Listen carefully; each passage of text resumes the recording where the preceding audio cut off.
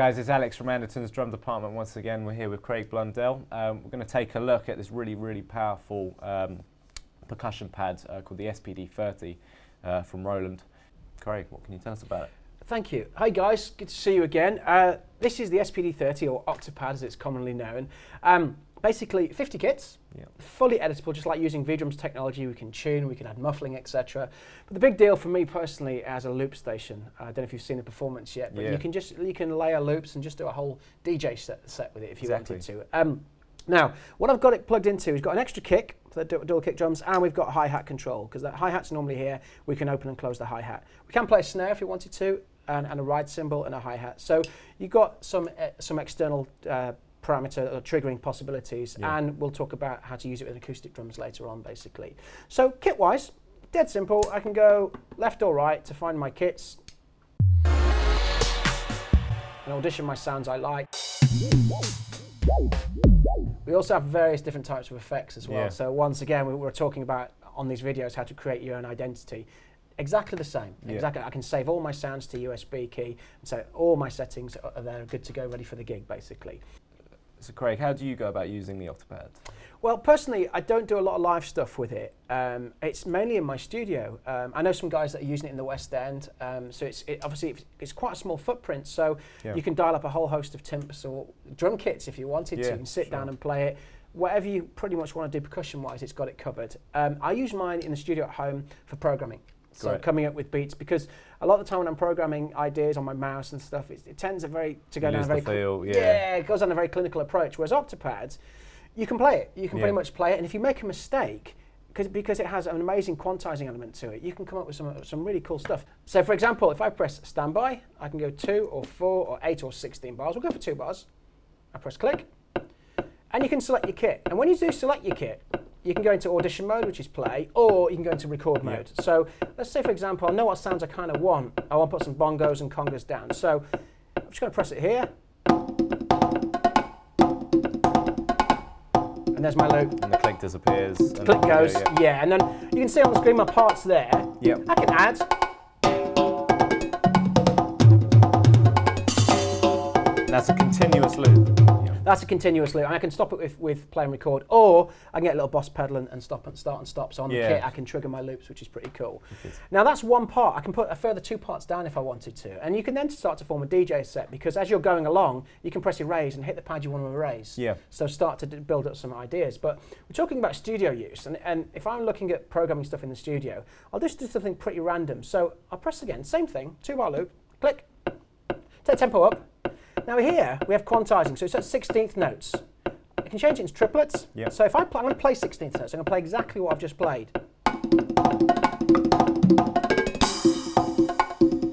So it's changing into triplets. So if you're working like sort of 6/8 or Afro-Cuban sort of stuff, it's great. So let's look at it as a writing tool. So if I just press standby, we'll go for 2-bar loop, click, quantizing. Once again, got triplets. So if I play 16th notes, it'll change it to triplets, which is pretty cool. So if I go 2 bars again, change it to 16th notes, I'm just going to play something completely random, probably out of time, and see where it puts it. So this is what we get.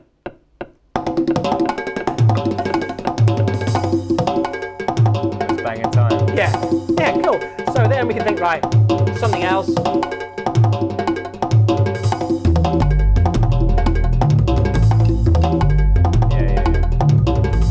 Further part if you wanted to. I can play it as a kit.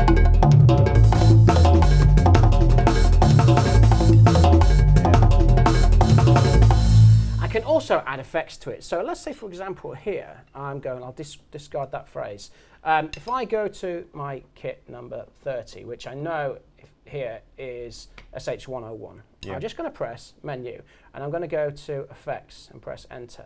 Now I can choose many different types of effects. This is pretty cool. So I can go, if you're going to go some really weird out there programming stuff, let's say we're going to go, well, you tell me, what do we fancy? Bit of pitch shifting, or slicers are always good, ring modulator, bit of delays, stereo delay. Let's try that. So we're going to do this, pitch shift. So I come back, I'm going to put my click on, check my effects control, see where it is. Right, here we go.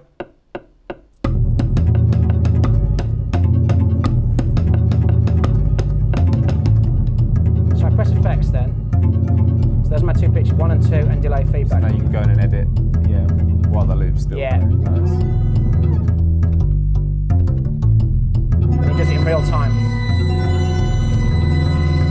Wicked. The scope for being creative is just Absolutely. endless. Yeah, totally. And I find if I'm putting percussion down and kit parts down, the more random and out there, the better. Because with quantizing, it'll lock it in, and you do some amazing, amazing stuff. You know, you really, really can. So let's look at the power of creating some loops. We'll do it completely random. So all I'm going to do is just keep pressing an arrow until we're happy, and then we'll put the second or third part down. If I press standby again, we've got a full bar loop. We'll press click, and it's all on use, basically. So let's get a simple groove down. Cool. Here we go.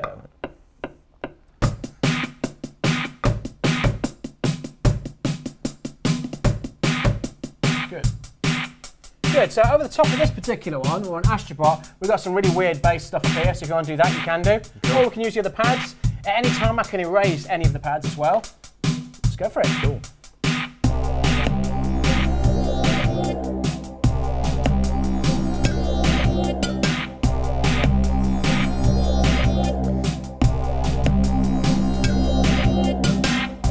Great, so that's part 2, and we're just going to go randomly. Yeah. Okay, so we've got another kick. Cool. Let's put something else down. And you can see on the screen. Yeah, what, yeah. Okay. Okay, yeah. Here we go.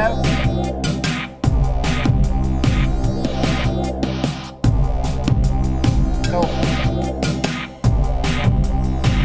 Cool.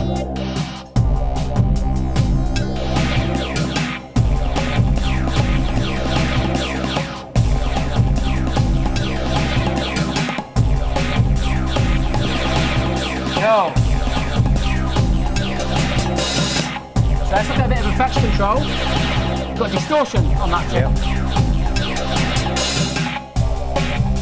Drive. And here it comes. So let's go part 3. Let's put some percussion down. Condense.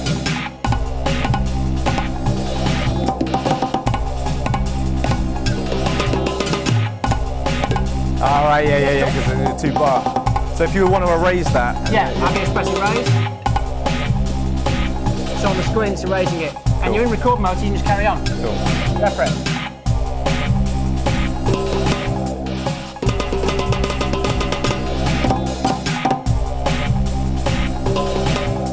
Because it's in 16th quantizing.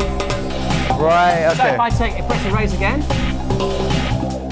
take the quantizing off, now you can do it. So you just kind of like whatever you like, yeah. Really clear quantizing. So now let's just do some really interesting patterns.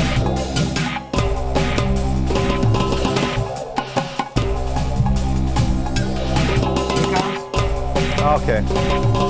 So I can go to play mode and stop it, and you choose it.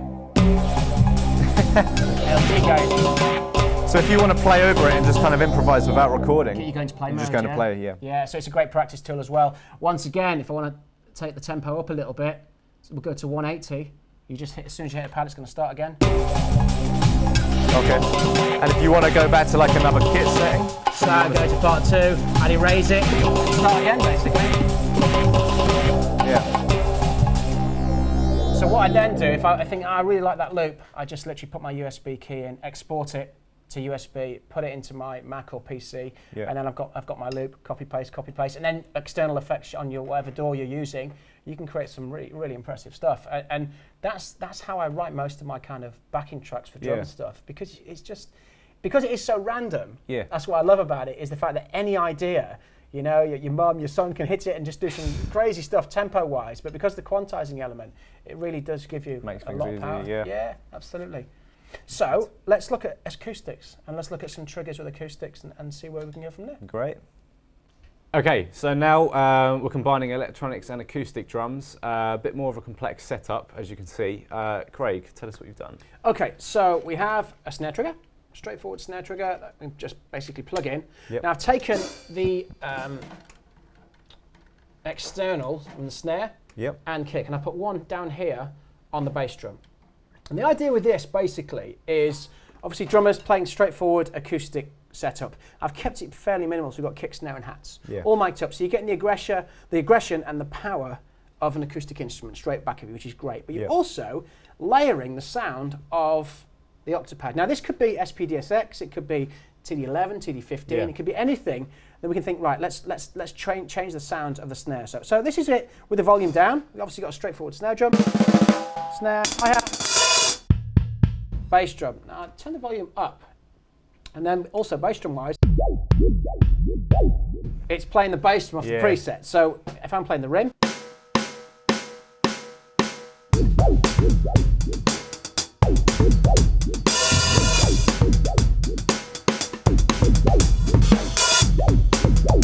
and then we can just literally go through the kit. So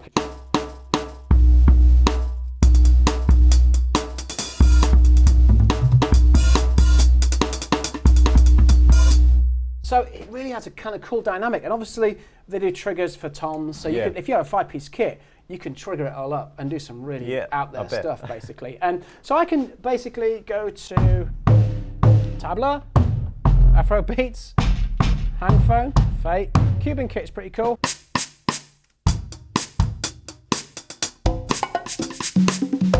Or if we can go didgeridoo, bass drum.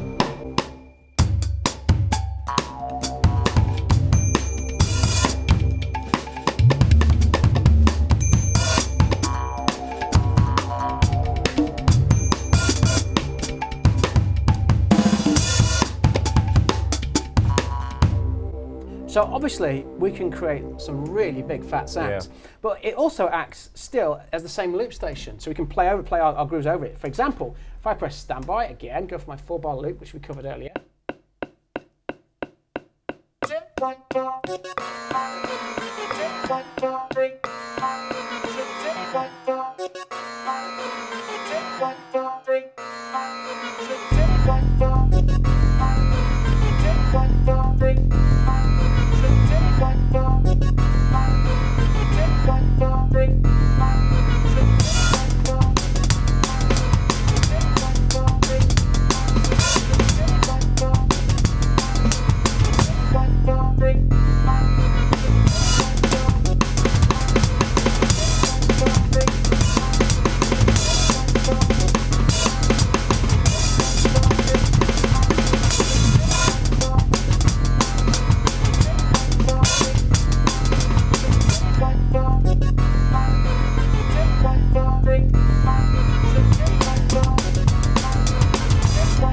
So you get the idea, adding the kind of really aggressive acoustic environment, and then putting some live triggers underneath it. Great for live performance as well, for like the drum and bass guys, the dubstep guys. Very much so, because I can take my acoustic kick drum here and put an 808 underneath it. I've got 909 underneath it. I can go for the drum and bass sort of element if I wanted to, and my snare drum could become so much more. It could be a tom, it could be a cymbal, it could be effects. It could trigger the start of a loop. It's a whole new world, you know, and it's just absolutely loads of fun. It's great being able to combine your acoustic drum setup and the electronics, best of both worlds. So you can have, you know, you've obviously got the Octopad there, but you could add extra trigger pads around. You've got the triggers on the drums anyway. So yeah, best of both worlds. Yeah, very much so. And as I was saying before, it makes you play slightly differently, because obviously you've got a playing surface of 8 pads, or technically 16 if I'm using the velocity thing.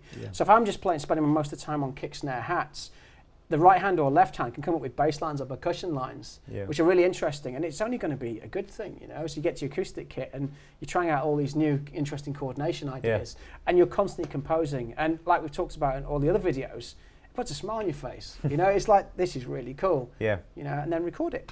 Dead simple. So Craig, take us through some of the snare and kick sounds that we can trigger. Okay, so I'll keep it on kit 1, and all I'll do is press menu, and then we're already on instrument. I'll press instrument. So there's my kick. Basically, I can just scroll through the kick list. So we've got tight kick, alternate kick,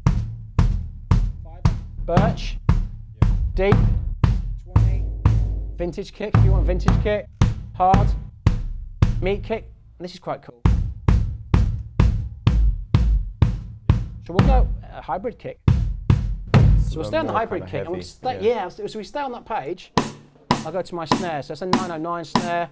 Once again, I can change it, we'll go right to the top of it.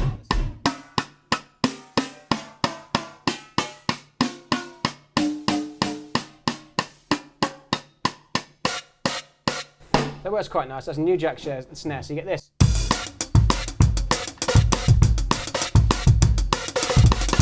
Then we go from there. Club snare for the... Bit two-step. Yeah, of course.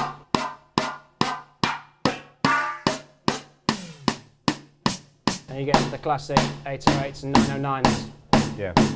The dance sort of stuff. So, and this is before I tune it as well. Yeah. As well. So obviously, if I think, right, I really like that 808, let's drop the sub down a little bit, I can do. And you've also got all the effects piled on top of that as well. Of course. So Of course. So it is endless. Yeah. It is endless. And I've been really spending a bit of time with this sort of thing recently and trying to do a hybrid kit of my acoustics. So you take an 8 or 10, 12-inch floor tom. Yeah. And now I can obviously use that as sub drops if I wanted to. So within my samplers, then once again, it's just new territories all the time. You know, you shouldn't be afraid of just thinking, right, do you know what? I'm going to try this. I'm just being creative. Yeah, exactly. Save it all. Done.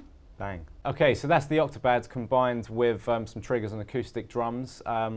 We're going to be setting up some drums in the store, incorporating the triggers and the Octopad as well. So come on down, have a go for yourself. Again, it's really the only way you're going to be able to get, to get the feel for this kind of stuff is just coming in and having a go, really.